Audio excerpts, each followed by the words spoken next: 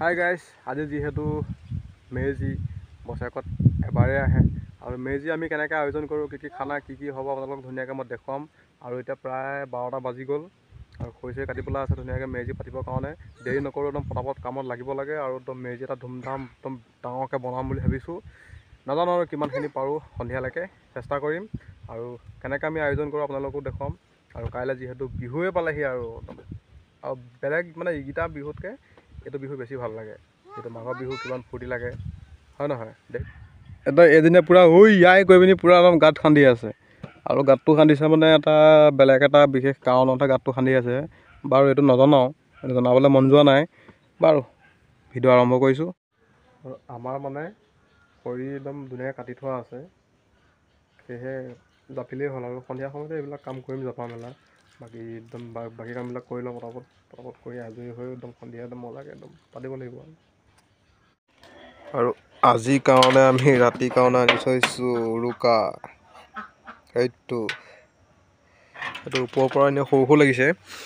ইয়াৰ weight আছে 3 KG 200 আৰু একদম মজাকৈ ইয়াকে আজি আৰু ঠিক কৰা হ'ব, যিহেতু চবেই কয় যেতিয়া আমি কৰিব লাগিব। আৰু আমাৰ ঘৰৰ একদম পূৰা ঠিক পোনে পোনে এখন পথাৰ, মানে একদম ধুনীয়া পূৰা মুকলি পথাৰ।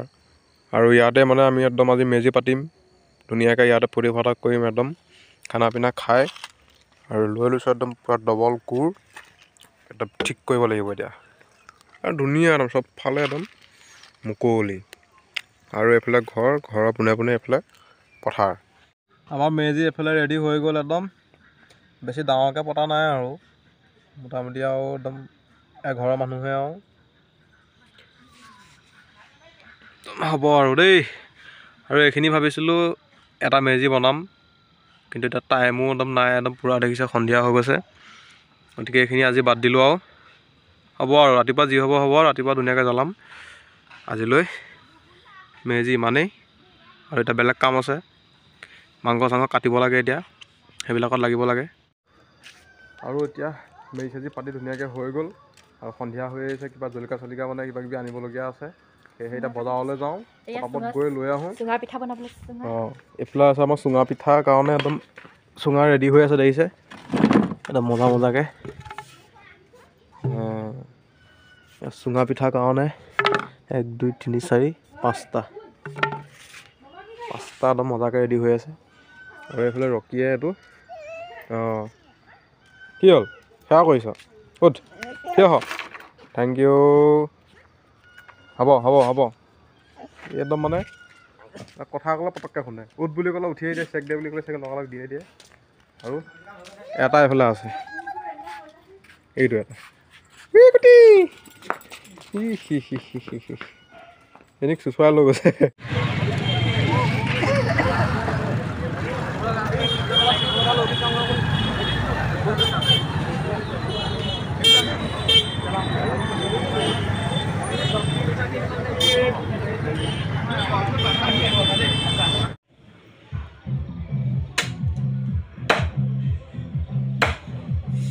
এইটো জ্বলা ভাজিৰ কাৰণে কোৱা আকৌ ইয়াত, এইটো জ্বলা ভাজিৰ কাৰণে এইটো হাৰ্ডি একদম মজাকৈ সৰু সৰুকৈ কাটি দিছোঁ।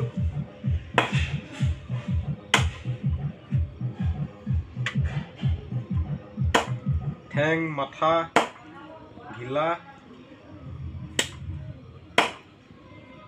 এইবোৰ চব ভাজি যাব।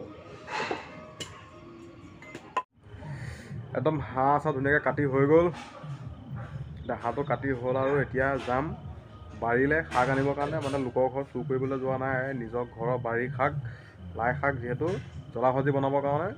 আৰু একদম এতিয়া যাম লাই শাক আনিবৰ কাৰণে, গৈ আছোঁ। টেং টেং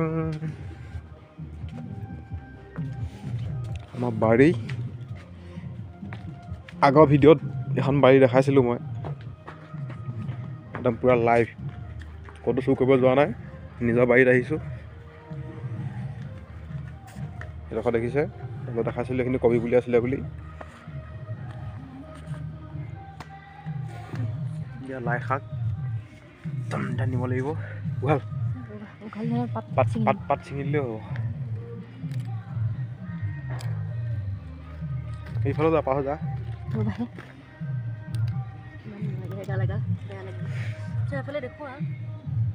লাই শাকবোৰ ফুলি গ'ল কিন্তু তলৰ এই পাতবোৰ খাবলৈ একদম ধুনীয়া হয় জ্বলা ভাজিৰ কাৰণে লৈ লৈছোঁ অলপ এটা ডাঙৰ আছে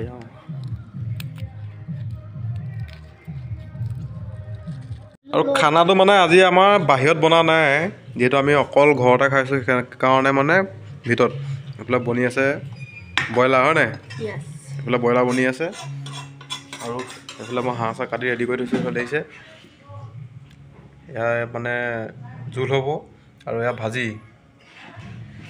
আৰু লাই শাক এয়া দেখিছে লৈ আছোঁ ধুনীয়াকৈ বাচি আছে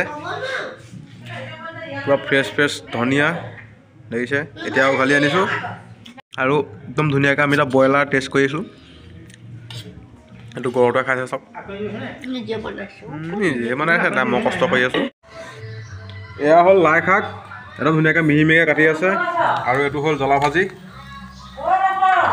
একদম মজা হৈছে দেই মজা হৈছে মানে এতিয়ালৈকে টেষ্ট কৰাই নাই আৰু অলপ সিজিলেহে টেষ্ট কৰিম অলপ মোহাৰি দিয়ে এনেকৈ লাই শাকটো অলপ এনেকৈ মোহাৰি দিয়ে কেতিয়া ভাল হয় তেতিয়া মানে ভাল হয় এনেকৈ মোহাৰি দিয়ে আৰু এইফালে আমাৰ ইডলি বনি গ'ল ইডলি একদম ধুনীয়া হৈছে দেখিছে একদম চাহৰ লগত খাবৰ কাৰণে এইটো ইডলি মানে এইটো মানে চব্জিৰ লগত খোৱা ইডলি নহয় এইটো চাহৰ লগত খোৱা ইডলি